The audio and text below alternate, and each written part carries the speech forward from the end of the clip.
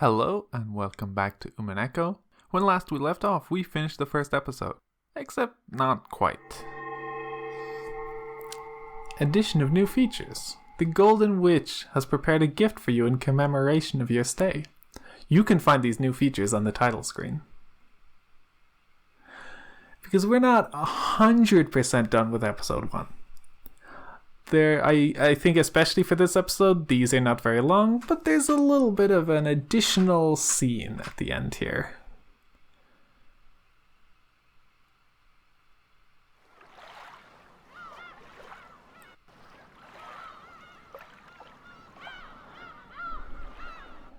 There's now a tea party on the menu. Tea party. You've done well to make it this far. Have you enjoyed your stay on Rokkenshima? The Golden Witch has granted you an invitation to her tea party. We hope that you choose to attend.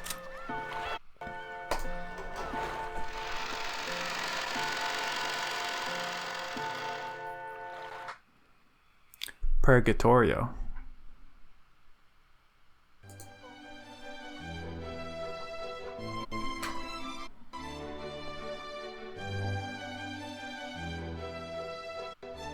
Hey everyone, congrats on finishing Umineko no Nako Koroni. Man, I still didn't have a clue what was going on when the story ended. So, just what happened?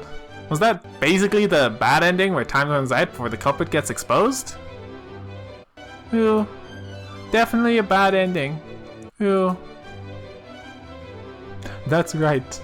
Beatrice's letter, which Maria-chan read on the first day, did tell us in advance to solve the riddle of the epitaph.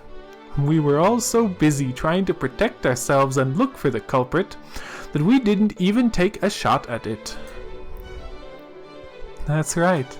If we had actually tried to solve the riddle, maybe things would have ended differently. I wonder about that. Shannon-chan, you did a good job too. You don't have to be our waitress and serve tea.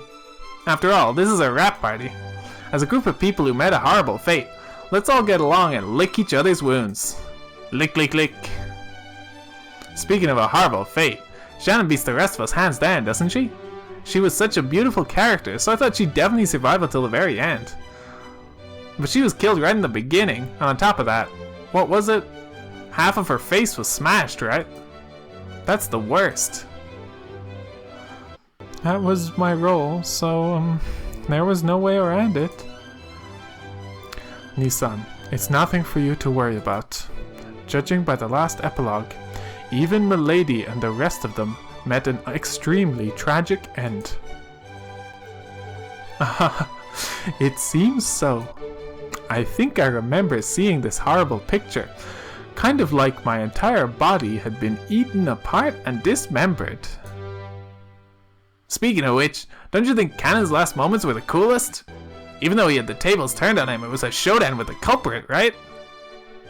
It's a whole bunch better than our confusing last moments, right? Though, in the end, I was unable to get a solid hit in. Still, I think Cannon-kun's death was a big hint. After all, because of that, the existence of the 19th person was made clear. That's right. At that time, everyone's location was obvious, so it was impossible for anyone other than some unknown 19th person to kill Cannon. Ooh, I said it was Beatrice from the beginning, over and over. Ooh. I don't want to believe it, but that does prove the culprit was a witch calling herself Beatrice. That's right. There were many strange things that happened that a human couldn't do. Ooh, only a witch could do things like murdering Aunt Ava in that closed room. Wait. Ooh, only a witch could do things like murdering Aunt Ava in that closed room. A human couldn't do it. Ooh. Not only is the existence of a 19th person clear, but it's also obvious that this person holds a power that humans can't imagine. In that case, I don't think there's anything wrong with calling this person Beatrice. We probably met at the very end. Met with the Golden Witch. Like I kept saying, Beatrice exists. It all went bad because no one ever believed. Ooh. Even one of her witch friends says that miracles won't occur if you don't believe. Ooh. That's right. Beatrice-sama is generous to those who respect her.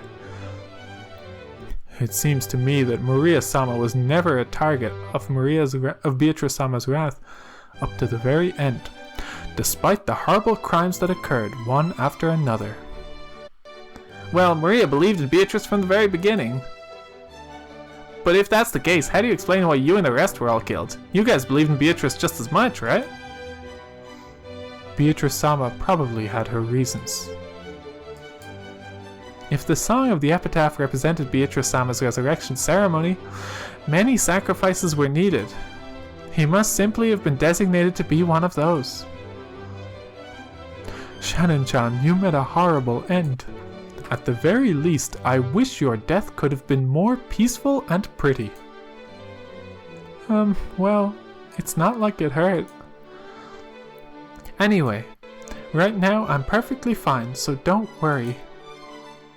After seeing him stroke Shannon's cheek, which had been crushed during the story, everyone laughed out loud, smiling. Well, it feels a bit weird saying this, but I was sure this story would fit into the standard mystery genre. I'm a bit surprised to find out that it's a fantasy. After all, a Western mansion shut away from the outside world on an isolated island, with an inheritance problem on everyone's minds. It sounds just like a typical mystery novel to me. Ew. It's not fantasy. Beatrice exists. Ew. Yes, we understand. Beatrice-sama does exist. That's right. Beatrice-sama does exist. I hate to admit it, but I've got no choice. Because it's obvious that it's a 19th person. A witch was involved. Many things happened that it'd be impossible for humans. During the story, we tried to deny that in all sorts of ways. But now I can say it for sure. Each crime, every single one, would have been impossible for a human.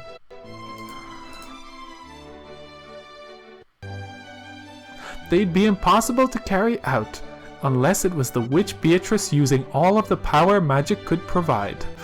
Suddenly curious, what? Oh. So the kids also have portraits now. Ashura Jessica, missing. Even though she was given a precious invitation to the Golden Land. Oh. I know what the rest of that said. Don't worry about it yet. The culprit was a witch. That point's perfectly clear. Heh, long live Beatrice. Heh. Ew. Everyone believed. I'm so glad. Ew. Gods and witches might seem terrifying to people who are frightened of them, but I think they must be affectionate to those who believe in and respect them. I think you're right. So this murder case game is finally over. Now's the time to pull ourselves together and try hard to solve the riddle of the epitaph, just like Beatrice said, right? Ew. I agree. Beatrice will definitely be happy. Ha ha ha ha ha. Everyone ignored that letter during the story. Even though it was thrust right in front of us, we almost completely ignored it. I kind of feel sorry for Beatrice-sama. I've got the epitaph written down right here. Let's all solve it. Let's all solve it. This story probably went wrong ever since that time. That may be so. Maybe we should have tried solving the epitaph's riddle from the beginning, like Beatrice said. Well, it's a little late now. Even so, let's try solving it now and see if the witch forgives us. Let's go. Let's try to solve the riddle of the epitaph. It was something like, "Behold a sweet fish river running through my beloved hometown." Maria put her notebook on the table and opened to the page where the epitaph was written. Everyone stared at it, getting really into it, as they started guessing this and that about the riddle. Surrounded by the smell of black tea and freshly baked vanilla cookies, they spent the time comfortably and happily.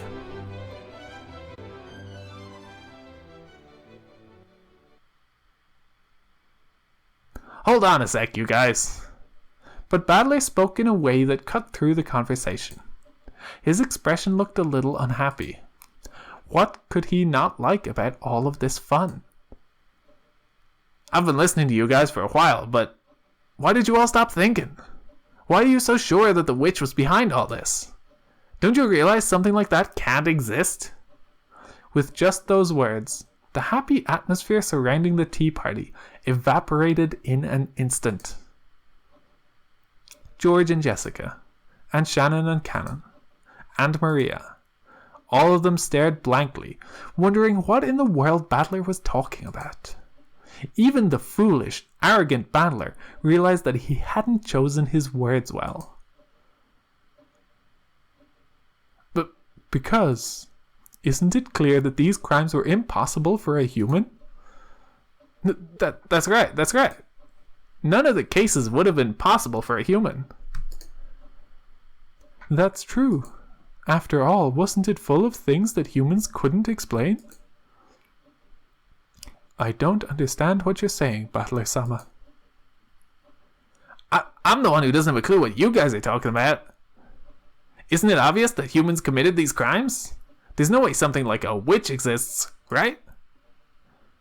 Then, what about when I was killed in the storehouse, and something horrible was done to half of my face? If the culprit was human, how could they have accomplished it? Well, it's hard to imagine how they did something that awful. But that was the Rose Garden storehouse, right? I'm sure there were plenty of weird tools in there. Let's say they used some electrical tools like a grinder or an electric saw. That's... Then, Battler, how do you explain Grandfather's disappearance from the study when it was a closed room? Even though the door was sealed, Grandfather just suddenly disappeared, right? We talked about that during the story, too. It's not impossible that Grandfather used some trick to fool the receipt. It's also possible that he went out the window, fell down, and he locked the window from the inside. I could think of a bunch of tricks he could use without relying on magic. That makes sense, but... In that case, Battler-kun, how do you explain the way my parents were killed in the guest room? The door was sealed by the lock and the chain. Naturally, the window was sealed too. How do you think a human could have killed my parents? Well, we did have to leave that trick alone during the story. Anyway, there's at least a good chance the culprit had a key. And it was possible to look in through the crack of the door that the chain allowed. I know this is a stretch, but it's possible some device was used through that crack. Like maybe they stuck something through it. Well, even though a door chain is incredibly simple, it's a big factor in setting up a closed room. Still, there's probably some closed room trick they could have used. If you bought some closed room mystery novels from the bookstore, you could probably find some trick that'd fit perfectly. Anyway, I can't think of one now, but I claim that there's nothing humans can't do if they try hard enough. Isn't that argument horribly irrational? It's just ridiculous to claim that it's possible for a human to do something, even though you can't explain how. Why is that ridiculous? Why did all of you stop thinking? Even something that looks impossible has to be doable. Doesn't it always work like that? Battler, you're the one being ridiculous. If you think a human could have done it, try explaining now how. You can't, can you? And you're okay with saying the culprit's a witch just because I can't explain it? With that argument, all the unsolved crimes in the world could be resolved by saying a witch is the culprit. Battler, you're sidestepping the issue and you aren't explaining anything. We're saying a human couldn't have done it. Therefore, the culprit is something that isn't human. And that something is a witch. And yet you keep arbitrarily deciding that witches are impossible, even though you can't explain anything. It's almost like humanity was during the Dark Ages, like those fools who claimed the heavens spun around the earth, like those who said the earth couldn't be spinning, even though they couldn't explain why. That kind of argument kind of pisses me off. So this is basically what you're trying to say. If I can't explain how a human could do it, then I must accept that the culprit is a witch? It's not like we're forcing you to go that far. We were just wondering on what basis you can say such nonsense. Nonsense? Hey, have you really been saying something that weird just now? Am I the one who's crazy? You guys are really starting to freak me out. Battler-sama, when I died in the boiler room, I was killed by a 19th person who shouldn't exist. Can you explain how a human could have done that? At that time, the locations of the 18 were well known. Even so, I was killed. Well, we talked about that in the story as well, right? Kumasawa Ba-chan, for example. She said she followed right after you and headed down to the boiler room, but we can't know for sure whether that was a lie or not. For all we know, she might have entered the boiler room with you and caught you by surprise. Or maybe, when you stepped into the boiler room, you activated some kind of trap, one that might have been set up to hit you with one of those ice picks. After all, the stink of Grandfather's body was coming from the incinerator. Someone was bound to go and check, so if the culprit just set up a trap beforehand, they could have easily have stayed away from that place and used the time of Kanon-kun's death to create an alibi. You talk about a trap in the boiler room, but what kind of trap could that be? That's right. Following his death, everyone immediately ran over to the boiler room.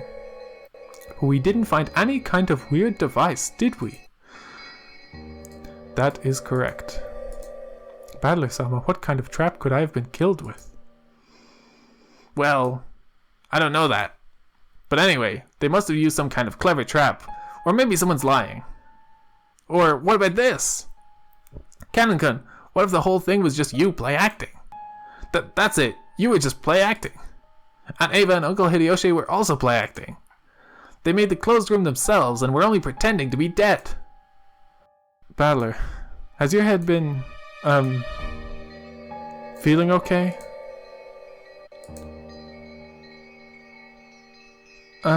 Should I bring some cold drinks? Don't look at me with those pitying eyes. I'm not saying something that crazy, right? I'm just pointing out some possibilities you might find if you think of it all as a trick. Look, isn't it a pretty classic trick in mystery novels, mystery stories, to have one of the victims just be playing dead? A classic trick? In other words, when Kanon-kun was killed, we knew for sure where all of the rest of us were. And let's assume that Kumasawa Ba-chan wasn't lying. But that's only counting the survivors. What if the culprit pretended to be dead and joined a group of real victims so we'd lose track of them, and then acted on their own later? Everything would be explained. Huh? So are you trying to say that Aunt Ava or one of the others was the culprit? But didn't Dr. Nanjo confirm all their deaths as a doctor? That's right.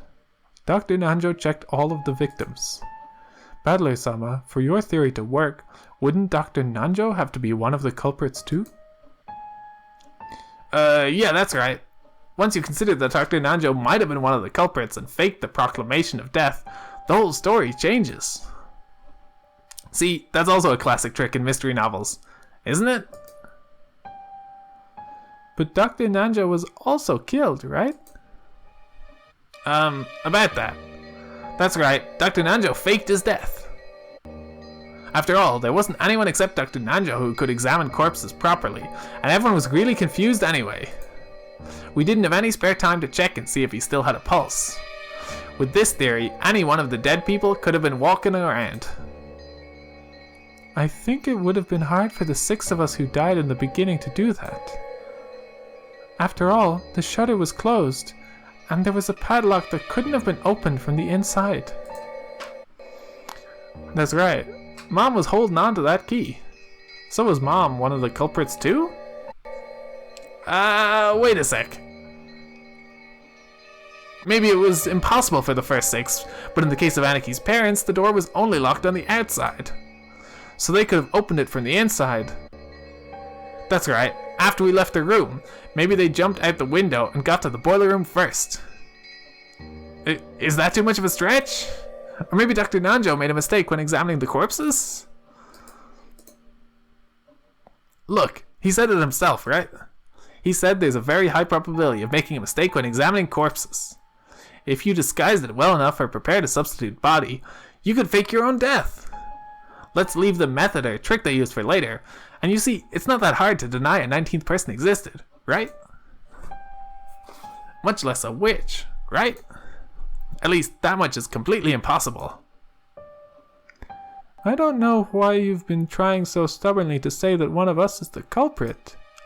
In other words, you want to suspect one of your relatives? That's not it. It's just, I can't easily accept that a 19th person existed. And even if one did, I think we should construct our argument from the point of view that the culprit was a human. I'll only accept that it's a witch in desperation, at the very end, after everything else has been disproved. There's no way witches exist, right? Why has everyone been casually accepting that the culprit was a witch? I think it's great how your family love makes you hate the thought that someone close to you is a murderer. But is it okay to let that fool you? Don't you want to find the detestable culprit who killed so many people? Aniki, don't you want to avenge your parents? Jessica, don't you want to avenge Kanon-kun? And Kanon-kun, don't you want to avenge Shannon-chan? Shannon-chan, you should at least want to know who it was that killed you. Why has everyone totally surrendered and decided that the culprit was a witch? What's wrong with all of you? The foolish and short-tempered battler tried to force his ignorance on the others and yelled at them. However, everyone just looked at him pityingly, silently watching over him. At that time, the wise Maria laughed and pointed out Battler's mistake.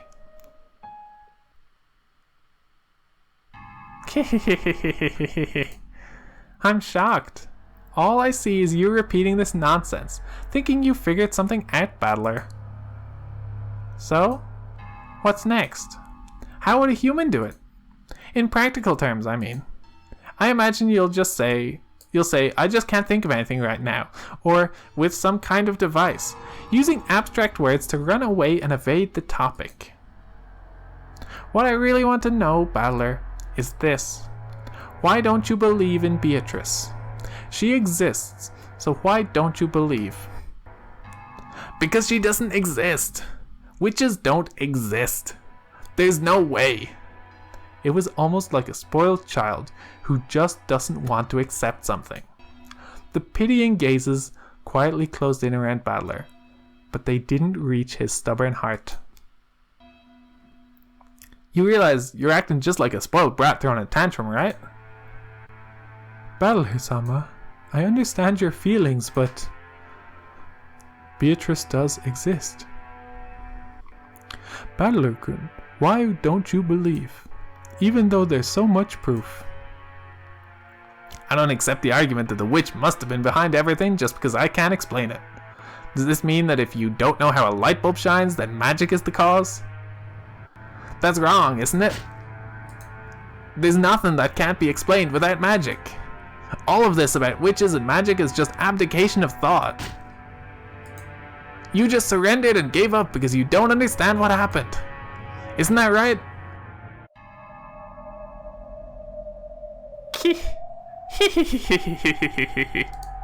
Well, unsurprisingly, it looks like you alone won't believe no matter what, Battler. If even a single person doesn't believe, the miracle won't occur. So if you don't rethink your ignorant theories, the miracle, the magic won't be completed. Hehe, now I see. I've finally figured it out. So in other words, you guys are trying to force me to say the witch exists, right? A lie that everyone accepts becomes the truth. Is that what this is all about? I'm so sorry. I'm so sorry I keep going on about this, but what you're doing is all useless. I refuse. You guys are all pressing me, and that's why it's all useless. Why? Sorry, but why don't you let me spin the chessboard around one last time? If you want to force me to accept that there's a witch, there's a really easy way. And it's not the indirect way of saying, it must be a witch because humans couldn't have done it. All you have to do is show me a witch doing it with magic. Furthermore, what Maria said earlier is what'll really dig her grave. You said that if even one person doesn't believe, a miracle won't occur. But real miracles happen whether people believe in them or not, even if I alone don't believe. So any miracles or magic or witches that exist only because I believe in them are downright lies.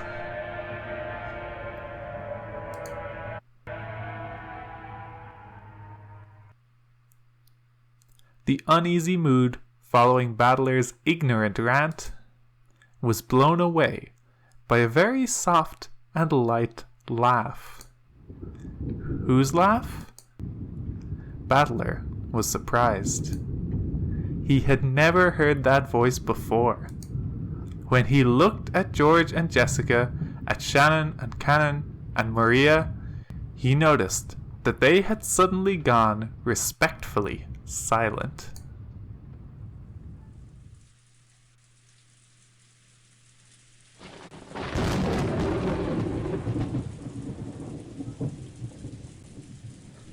Beatrice. How amusing. I haven't met such a charming human for quite some time. What? Who are you? Don't you even know the host of the tea party you were invited to? How amusing indeed.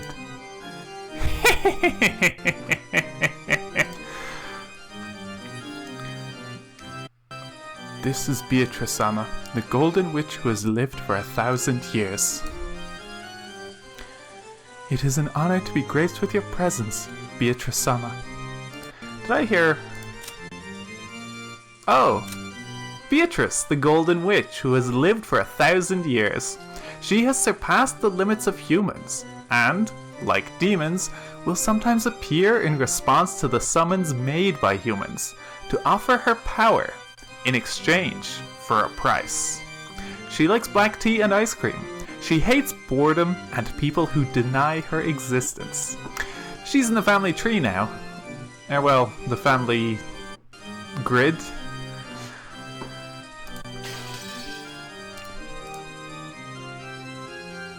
Please forgive Battler-kun's ranting. This guy's just stubborn, and he still doesn't understand the situation he's in.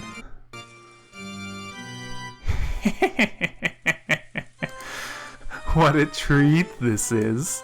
Most witches get tired of living after the first 1,000 years. How nice it is to meet a man with backbone such as yourself every once in a while. It is quite an honor to be present when Beatrice shows herself, Battler.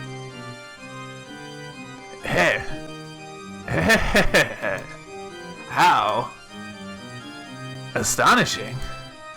Are you really that desperate to make me believe that a witch, that a 19th person is the culprit? This is starting to get interesting, and it's all useless. You must be the illusion that Maria and the others call the witch Beatrice. And you'll only be allowed to exist if everyone believes it. You have that kind of a half existence, right? That's why you want me to make me believe too. You can't exist because I alone don't believe in you. Isn't that right? Your powers of comprehension aren't bad for a mere commoner who knows nothing of magic. Yes, it seems you were born with a strong magic-resisting power. You're a natural enemy of us witches. No matter how much we turn your world upside down, you never believe in us. Therefore, the magic won't succeed. I accept that attitude of yours.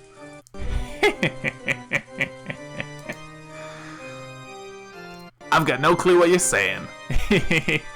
It's very kind of you to go to all the trouble of showing yourself to us, but I don't believe you exist in the slightest. It's true that many strange things happened during those 2 days. Like Maria said earlier, even though I can't think all the tricks could be explained, I still can't lay out... Even though I think all the tricks could be explained, I still can't lay out the practical details of each one. However, that doesn't mean I'll surrender. I'm different from the rest of them. Got it? I'll never accept that it was the work of a witch just because I can't explain it. This keeps getting more amusing. Making you surrender will be worth my while. You're just the kind of man I'd like to force into praising my name. I'd love to try making a man like you kiss my toes.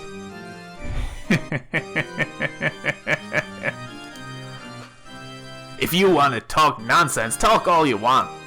I deny you exist. All of the events can be explained with human tricks.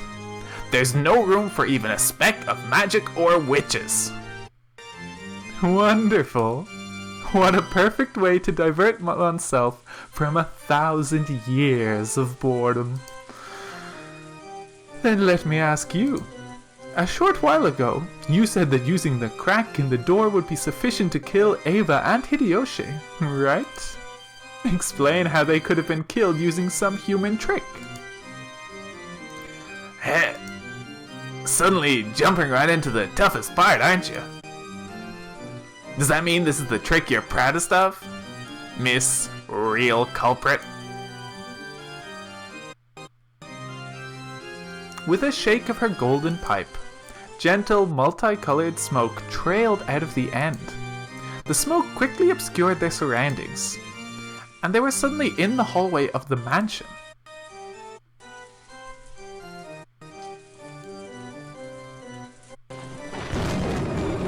The door in front of them, slightly opened but secured by the chain, was... That's right. It's the door to the room where Eva and Hideyoshi were killed. Nice trick. Very well. Show me what you would do through this small crack, battler. They probably had some device to shoot those ice picks. If they use that. How would they reach Eva over on the bed when you can't see that far through this crack? And how would they reach Hideyoshi in the bathroom with the door shut? Damn, there's a crack. There should be some way.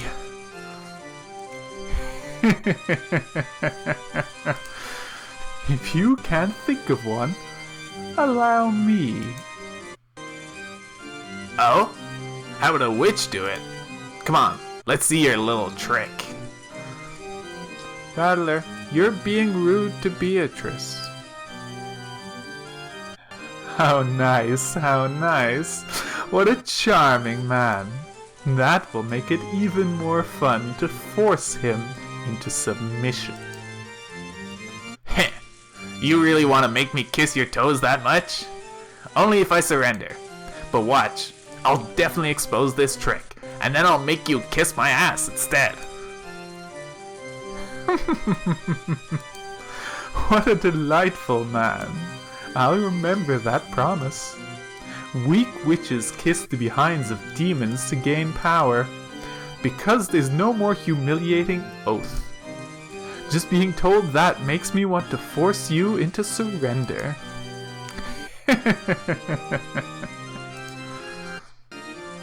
Paying no mind to Battler's worthless ranting, Beatrice once again shook the golden pipe.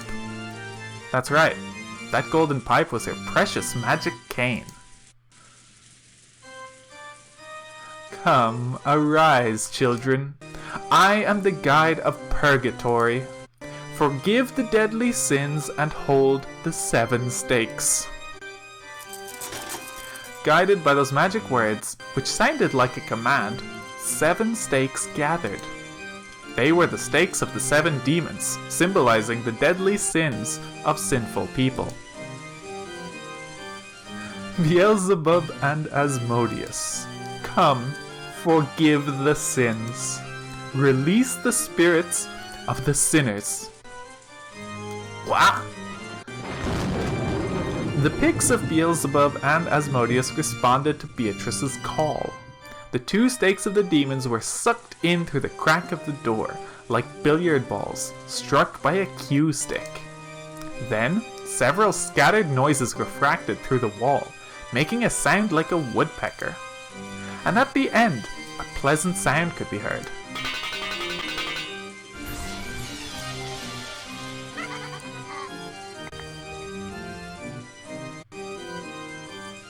It was a small, satisfying sound, like the one heard when someone is chopping firewood and the falling axe neatly and easily slices through the wood. It was the sound of the two picks burying themselves deep into Eva and Hideyoshi's foreheads. Right down the middle. Want to see? They definitely heard two sounds like a pair of foreheads being split open. Battler wasn't permitted to see it, since he was on the other side of the door. But those two had died again, and this second time, they lay not an inch apart from where they had lain the last time, with the exact same blood spray as before. You moron! That's insane! You think you can just kill them like that? I can kill them. I can kill them just like this.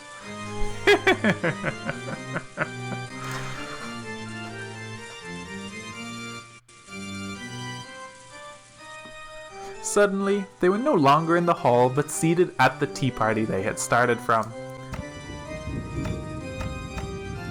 Everyone but Battler was sitting meekly, but Cannon was moaning, fresh blood dangling from his mouth. What a rude thing to do at a tea party. Satan's stake was buried deep into Cannon's chest.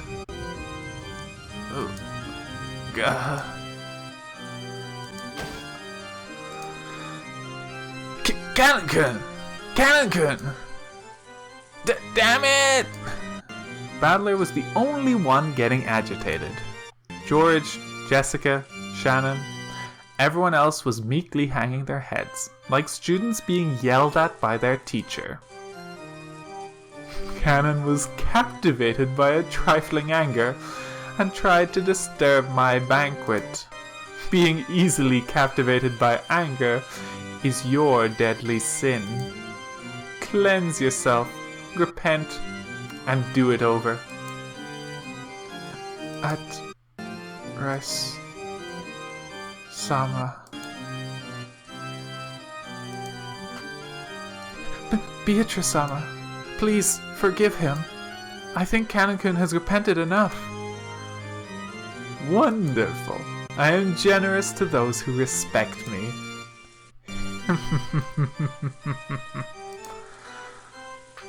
Don't screw with me!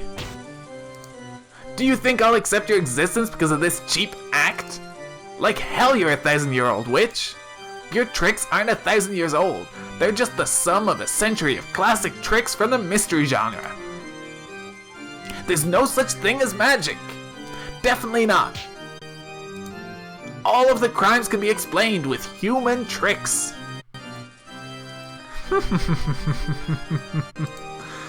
You would explain my 1,000 years with 100 years of humans? Good, good. That's why I like you.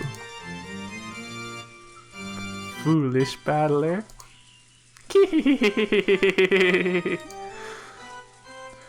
Cut it out, Battler-kun. You can't go against the witch.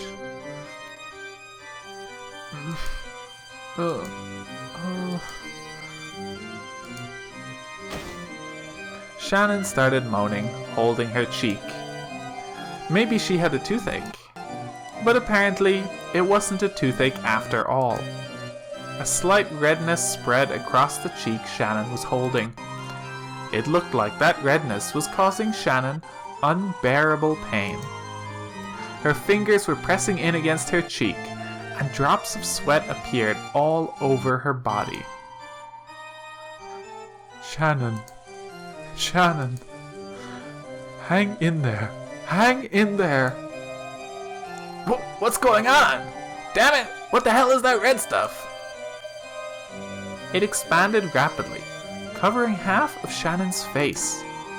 Then, the stupid dunce Battler finally realized.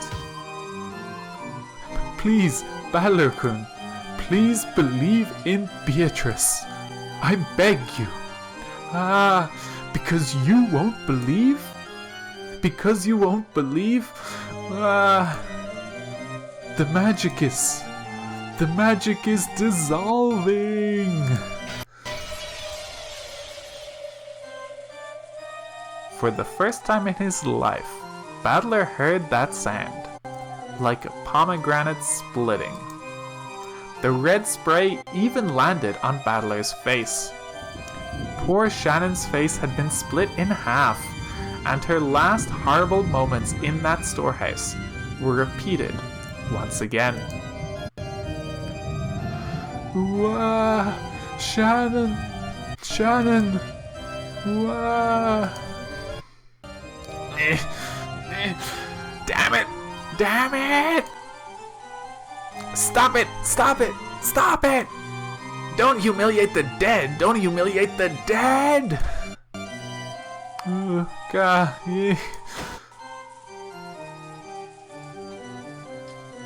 This time, the redness spread across George's entire body. It was like the beautiful cloud drawn by milk when it's poured into black tea. It spread out and extended across his entire body. As it did, it seemed to give George increasingly greater pain. Looking at this bizarre spectacle, Battler was petrified as he frantically thought with his pitifully clumsy imagination about the nature of this strange death George and the rest were experiencing. Eventually, that redness reached the nearby Jessica as well. Gah! Eeh! Ugh!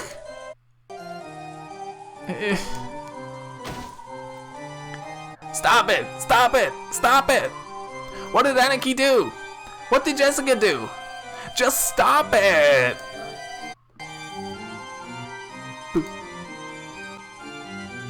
Battler.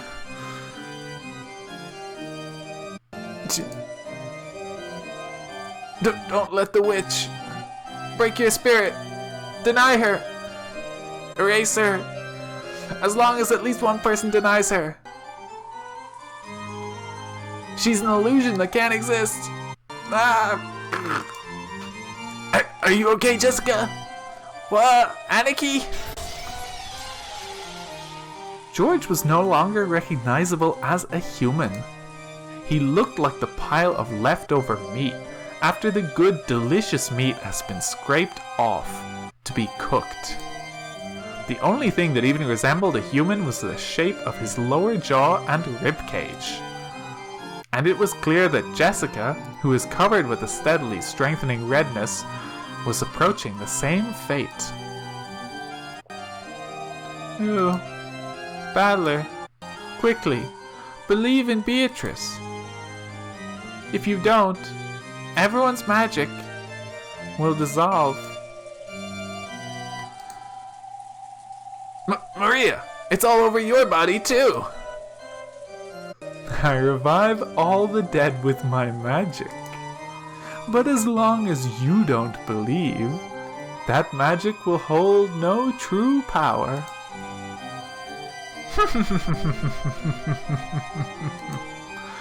But I'm sure that a man like yourself won't surrender to something like this, right? But, Battler, we didn't want to doubt our friends.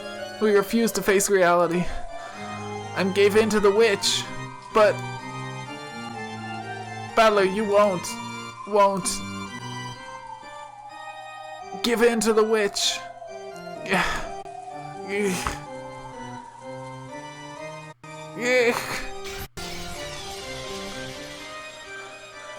Now, let's go back and let's look at the profiles for these. Shuramiya Jessica, missing. Even though she was given a precious invitation to the Golden Land, a single fool refused to believe in the witch, and all of the magic disappeared. She was then chewed to bits by demons and went to hell. Maybe some of that's technically spoilers, but I don't want to finish the scene and not have gotten to read these. Shuramiya George, missing. Even though everyone was getting along so well after being reunited in the Golden Land, all of the magic came to nothing because of a certain hard-headed fool. Afterwards, the demons chewed him to the bone, and he went to hell. Assure me a battler. This fool made the world where everyone could be happy all come to nothing. Though Beatrice is extremely angry, she also seems to be enjoying herself immensely.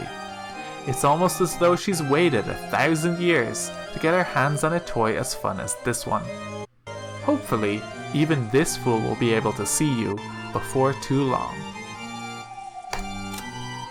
Assure me, Maria, missing.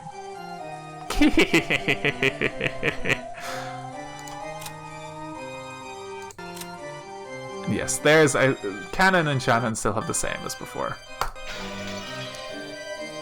Jessica! Jessica! Gah! Poor Jessica met the same end. Just like George, she ended up like a butcher's leftovers. George and Jessica were now so destroyed, melted, and mixed up, it was impossible to tell them apart. Battler, don't cry. Beatrice will restore the dead over and over, so there's nothing to be sad about. So, even if we die, we're still just fine. The redness began eating into the whole of Maria's body. The foolish battler watched and screamed.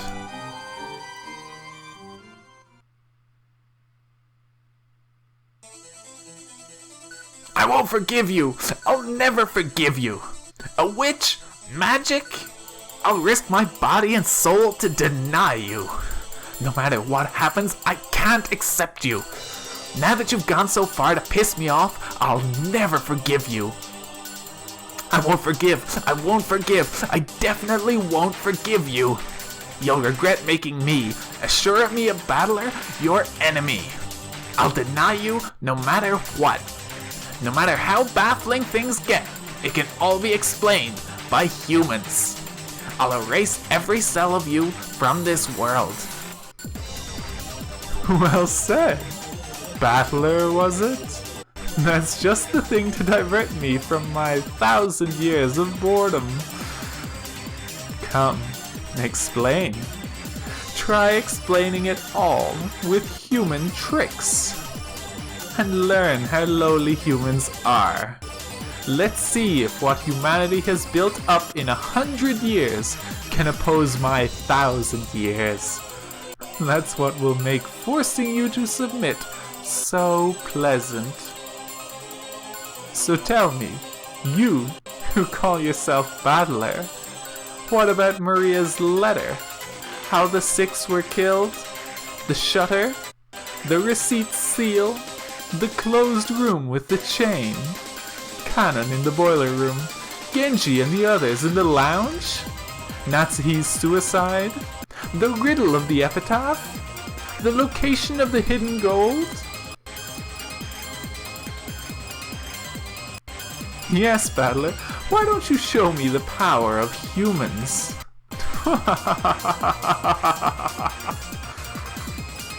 Ah!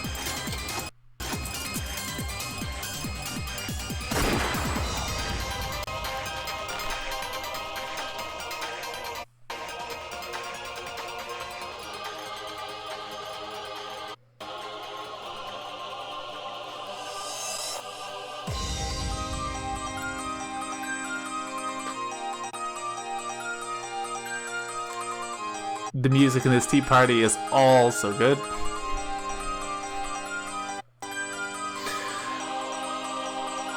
And that was, oh no, that was a long episode, but I really think it's worth getting all of that in one go. And that's episode 1 that has set the stage for the next 7 episodes of this story. We have so much more to go. And it's gonna be good.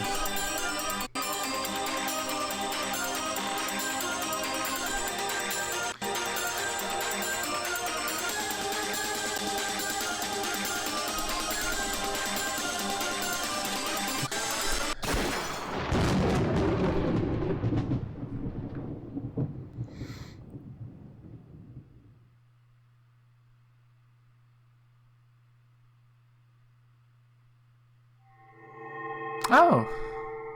Addition of new elements.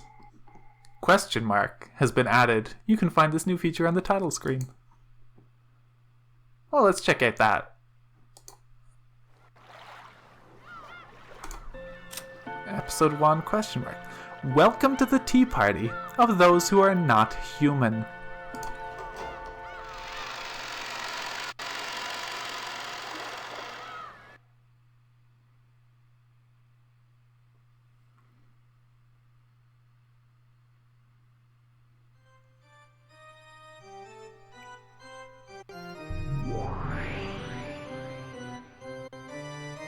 What sort of black tea shall I prepare next? Allow me to display every refined tea that ever was and ever shall be.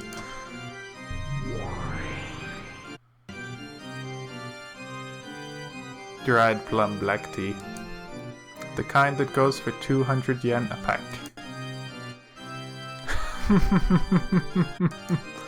For 1,000 years, I have been fond of black tea, but I did not know of such a thing.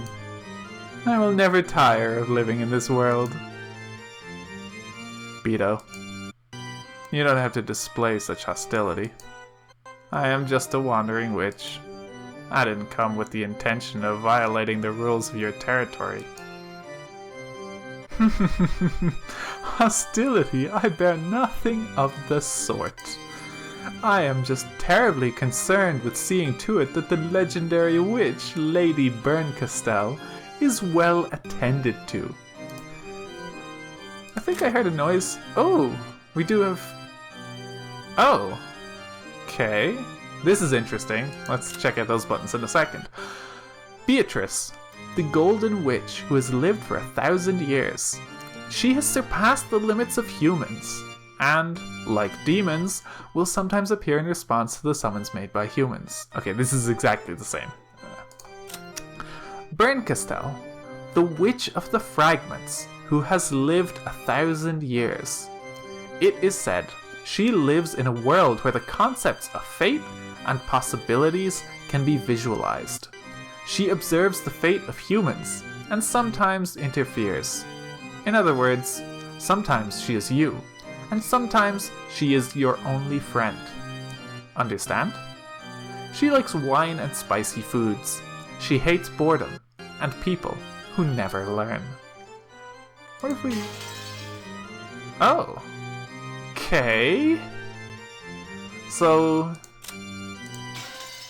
we can execute... we can click the execute button. Let's read this text. See what this just did. Beatrice. What a useless dream to try to kill me despite being a mere human. Fire your bullets and they will merely deflect back towards you like light off a mirror. However, there does exist just one way to kill me. You hold that method in the palm of your hand, though I doubt one as mediocre as you could ever pull it off.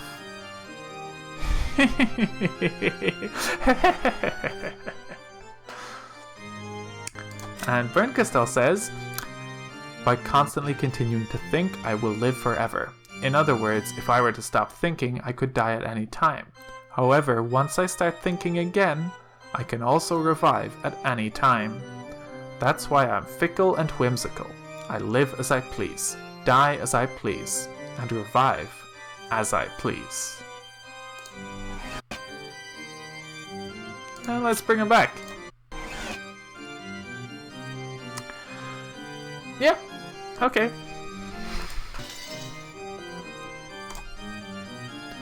You misunderstand. I am powerless. Before a witch such as you, who possesses the dreadful power to kill an individual 100 times, I am completely powerless. That a powerless lady witch like you possesses a power that none can approach is what is truly terrifying. After all, that great witch, Lady Lambda Delta, was dethroned by you alone. I only won an endurance contest. She simply got tired. That is not what Lady Lambda Delta said, though. Too much humility can be unseemly, Lady Berncastel.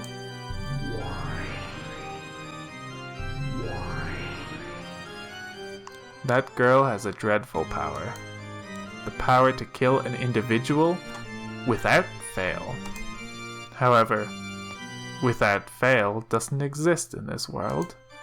No matter how many times you divide 1, you can never reach 0. That girl has the power to bring the odds of failure down to almost exactly 0. The power to give rise to almost perfect certainty. I hope I never have to fight such a terrifying witch again. However, you have the power to cause success without fail, as long as the odds are not 0. Though you say without fail doesn't exist in this world, you possess an infallible power yourself. How very terrifying.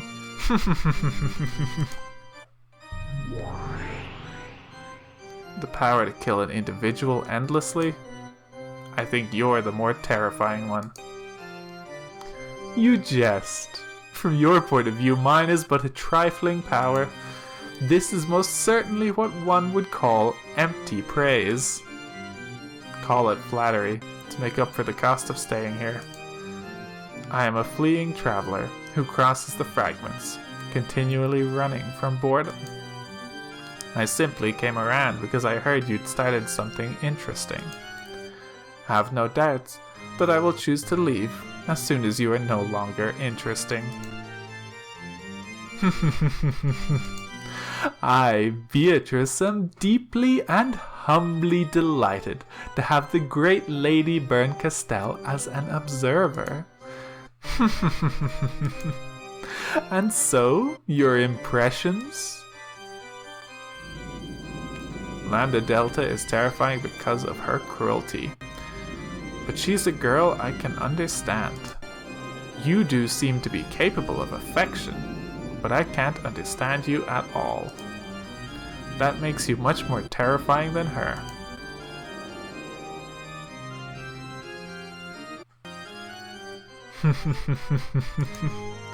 I am fickle by nature. Do forgive me. Besides, I believe you also enjoy entrusting your fate to the roll of fickle dice. Right, Lady Berncastel? When I roll the dice, I have a roll I clearly want to get. Unlike you. You, on the other hand, never let the dice fall from your hand. So, whatever the roll might have been, you're never disappointed. Whatever roll the dice show you, you are satisfied, without fail. In that sense, you far surpass me. You're one I really don't want to fight with. Inside of you, there's nothing but 0. That's why I can't win against you with my power. It's the worst compatibility.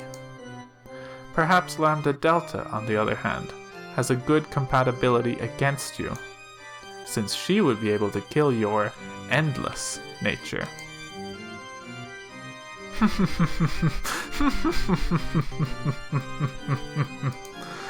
Oh yes, witches truly are the best people to enjoy black tea with. One doesn't get bored.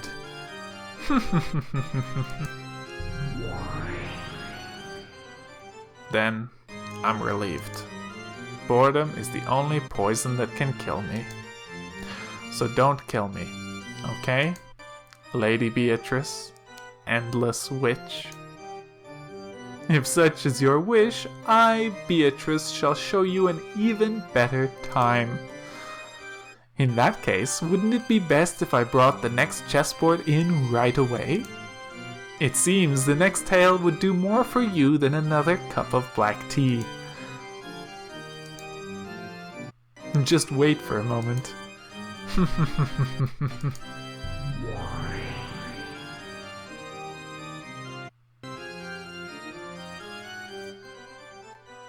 Something troublesome seems to have taken a liking to you. I'd really like to lend you my power, but just as you heard, that girl's power and mine have a very bad compatibility. Unfortunate as that may be. But you really are pitiful, so I'll help you out, just a bit.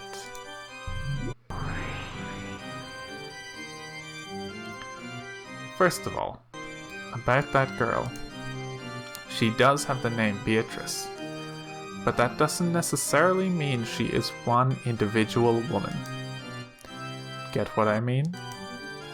In other words, she's not some human. Her existence is a personification of the rules of this world.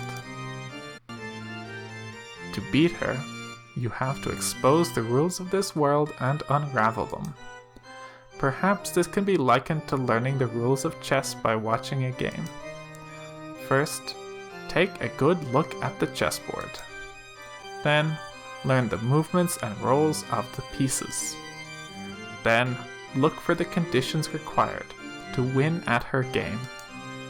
When you've managed to reveal all these things, her heart will be exposed. After that, you can rip it apart or crush it as you please. I am being quite generous. In the past, when I had a human body, it took me 100 years to notice even this much. This is my meager farewell gift to you, the pitiful one captured by Beto. It's just like a spoon. A spoon can be used for more than just drinking soup. You can use it to dig through the prison you're locked in, or as a weapon to gouge the witch's eyes out. Of course, you can also use the spoon to continually sip the watery soup inside your eternal cell. Don't get the wrong idea. I have no intention of becoming your ally. I do feel empathy for you, but I won't help you. It's like I'm sitting in front of the television, yelling at you on the other side, even though my voice won't reach you. So you understand that I am a witch, right? I intend to enjoy this endless tale that Beto is going to weave until I tire of it. But that alone won't hold my interest. That's why I'll lend you my power. It's all so that I don't get tired of this. I am the cruelest witch in the world. Whoever the opponent may be, I'll make them surrender with certainty. Even if it's Beatrice, the endless witch. Okay? You are my game piece. Give it your best shot. I'll give you advice sometimes, out of her sight. Don't bore me, okay?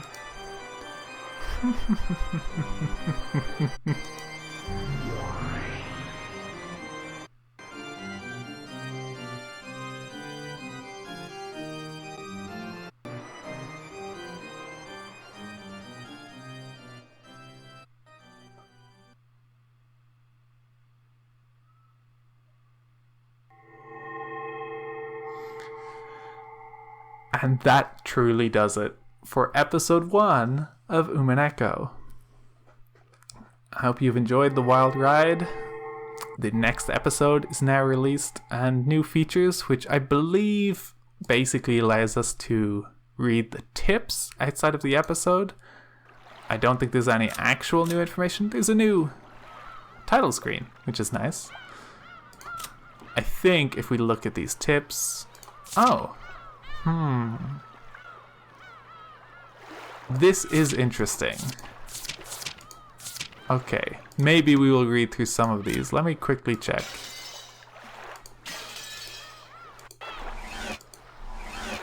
So this is what the execute resurrect button is basically meant to be for. It is so you can check the status of characters at different stages. In case you want to reread any of that stuff. We've read that all already, so we're fine. Let's quickly check the tips. So the witch's letters and the epitaph, those are all old tips. This is a witch's game record, which we saw at the end as we scrolled through everything, basically. So that's fine.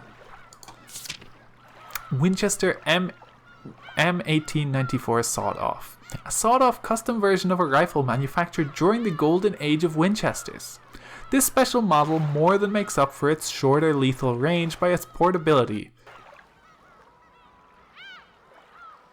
and old-time cool factor. It can even be fired as quickly as a pistol if one works the lever action skillfully enough. Furthermore, any true lover of old Western dramas can't help but be attracted to the one-handed reload made possible by its characteristic lever handle. To match with Kinzo's personal preferences, it was made to handle .45 long Colt bullets. It holds 4+1 rounds. I assume the +1 is about 1 being in the chamber. The 7 Stakes of Purgatory. Stakes containing the 7 magics that represent the 7 deadly sins. In accordance with their users' orders, they bury themselves into the desired location of the desired target with perfect accuracy. Because they flit about at ultra-high speeds and change their trajectories at will by bouncing off walls and the like, they have no blind spots, and will hit their targets without fail, no matter what form of cover they might be hiding behind. Furthermore, it is possible to change the force they hit with depending on the part of the body at which they strike. They are extremely powerful weapons, but they cannot target pure people who have not committed one of the 7 deadly sins, or people who have a strong resistance to magical power. Okay, but that's the last of that is truly it for the content we could read from episode 1 of Umineko. I will take a short break. I'll probably record some videos of like short visual novels and stuff just as a brief palate cleanser before digging into episode 2 that we now have access to. It took months to do this first episode, so at this point I'm expecting the whole series to take me about 3 years, but I'm still looking forward to going through the rest of it and seeing it through to the end. But that's all for this time. Thank you for watching. See you next time.